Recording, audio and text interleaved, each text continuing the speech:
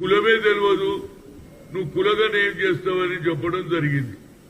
కానీ రాహుల్ గాంధీ గారు కన్యాకుమారి నుంచి కశ్మీర్ వరకు మ్యారథాన్ వాక్ చేసి 4500 కిలోమీటర్లు నడిచి we come to the power, we'll conduct caste wise census అన్నోడు ఈ దేశంలో ఏకే ఒక్కొక్క నాయకుడు ఆయన పేరు రాహుల్ గాంధీ.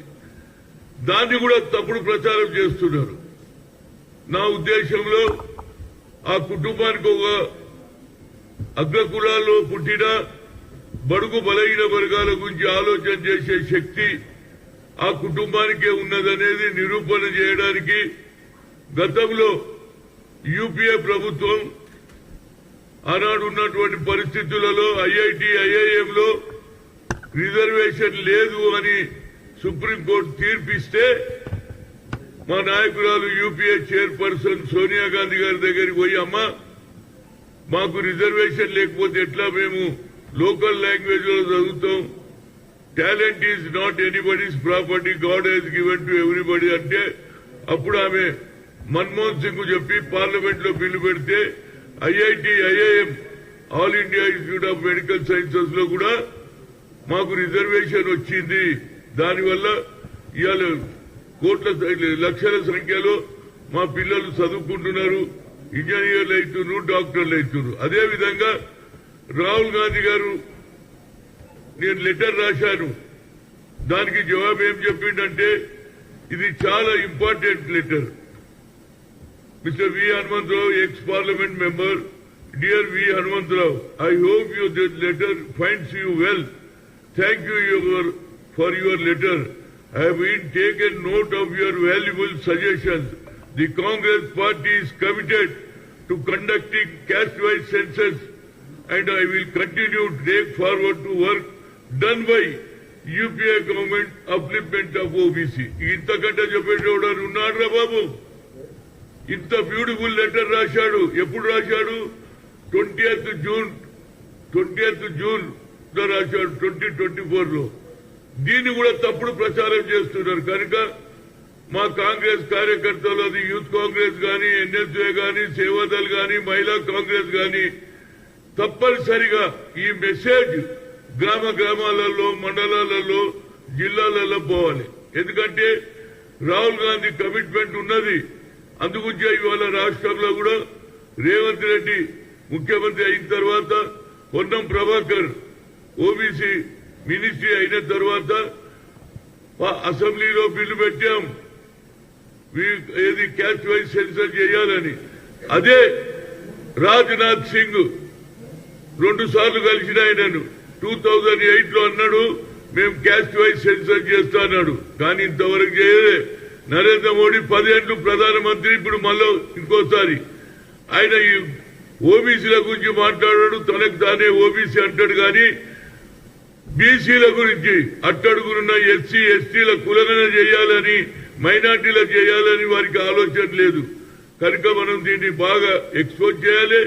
అదేవిధంగా ఇవాళ కమిటెడ్ ఉన్నది కాంగ్రెస్ పార్టీ రాహుల్ గాంధీ సందేశాన్ని కింది స్థాయికి తీసుకుపోవాలి. అదేవిధంగా క్యాస్ట్ వైజ్ సెన్సస్ అయిన తర్వాతనే పంచాయతీరాజ్ నగరపాలిక బిల్లు పెడతానని ముఖ్యమంత్రి గారు కూడా అంటున్నారు, పొన్నం ప్రభాకర్ అంటూ. దీని చర్చ గ్రామాలలో పోవాలి. రాహుల్ గాంధీ ఇంత పెద్ద నిర్ణయం తీసుకున్నాడంటే మనం 90% ఉన్న జనం మనకు అన్యాయం జరుగుతున్నది, కేవలం 10% ఉన్న వాళ్ళే లాభపడుతున్నారని ఆయన ఓపెన్ గా ఏది ఐఏఎస్ ఐపీఎస్ ఎంతమంది ఉన్నారు చెప్పాడు. అదేవిధంగా కింది స్థాయిలో 10% ఎంజాయ్ చేస్తున్నారు. నేను వస్తే నేను తప్పనిసరిగా ఏది 9th షెడ్యూల్ మార్చి 50% సీలింగ్ కూడా ఎత్తేస్తా అని చెప్పిన నాయకుడు. దీనికి మనం గ్రామాలలో దీన్ని పబ్లిసిటీ చేయాలి. దానివల్ల బడుగు బలైన వర్గాల అభివృద్ధి వస్తుంది, వాళ్ళకు ప్రమోషన్లు వస్తాయి, వాళ్ళకు మంచి ఉద్యోగాలు వస్తాయి. అదేవిధంగా వాళ్ళు కూడా ప్రజాస్వామ్యంలో భాగస్వాములు పంచుకునే అవకాశం కలుగుతుందని మీడియా ద్వారా చెప్తున్నారు. ఇటువంటి లెటర్ ఎవరైనా రాస్తారో చెప్పండి. ఎంత కమిట్మెంట్ ఉంటుంది అకార్డింగ్ టు ది యూపీఏ అన్నారు. అంతకుముందు చేసింది కాబట్టి దాన్ని కూడా మనం ప్రచారం చేసుకుంటలేం. నరేంద్ర మోడీ ఏం చేయక ప్రచారం చేసుకుంటున్నాడు. He has not done anything for weaker section.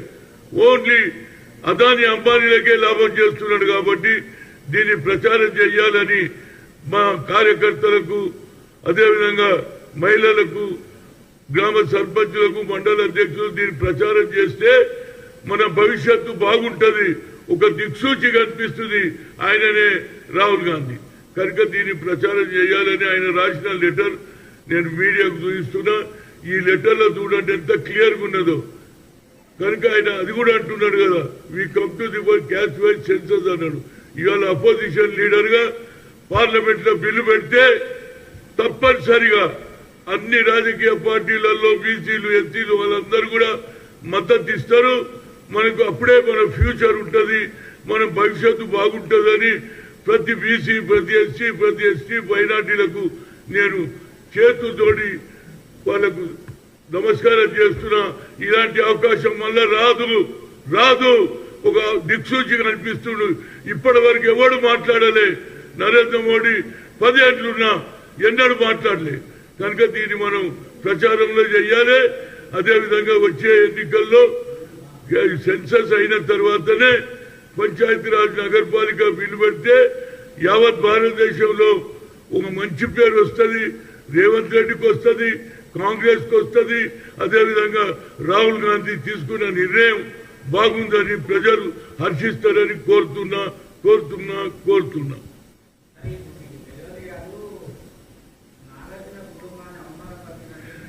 చూడండి, నేను ఇటువంటి దానికి జవాబు చెప్పనే నాకు అనవసరం. ఎందుకంటే నాగార్జున ఏమని మళ్ళీ రాస్తే మళ్ళీ నాగార్జున కోడలో ఒకటి మాట్లాడుతుంది. నాకెందుకు ఈ పంచాయతీ? చాలు, ఇది రాయండి. మీరు ఎంతసేపటికి నాగార్జున ఏమన్నాడు, నాగార్జున తమ్ముడు ఏమన్నాడు, కొడుకేమన్నాడు, నాకేమో అవసరం? ఇచ్చిన వాళ్ళు జవాబు చెప్పి ఆమె కూడా ఏదో చెప్పినట్టుంది కదా. ఎవరు? కొంటా సురేఖ. ఇక్కడనే ఆపండి. ఇటువంటి దాని మీద మీరు దృష్టి సాగిస్తే ప్రజలు కూడా మీడియాను, ఎలక్ట్రానిక్ మీడియాను, ప్రింట్ మీడియాను అందరూ కూడా హర్షిస్తారు. ఇవన్నీ పంచాయతీలే. మనకెందుకు? మన భవిష్యత్తు గురించి మాట్లాడతాం, మన భవిష్యత్తు బాగుండాలని మాట్లాడతాం. తీసుకో, ఫోటో తీసుకుని అందరికి